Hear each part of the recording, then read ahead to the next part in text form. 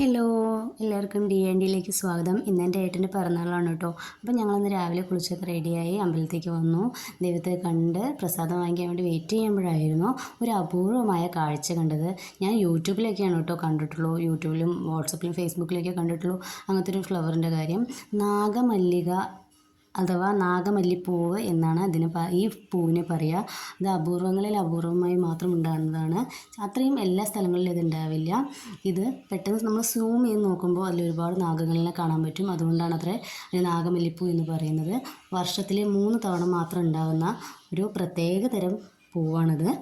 മരത്തിൽ ഡയറക്റ്റായിട്ടുണ്ടാകും, അല്ലാതെ ചില്ലകളിലോ ഇലകൾക്കിടയിലോ അല്ല ഉണ്ടാവുക. മരത്തിൻ്റെ തടിയിൽ ഡയറക്റ്റായിട്ട് ഉണ്ടാകുന്ന ഒരു പ്രത്യേക തരം പുഷ്പമാണിത്.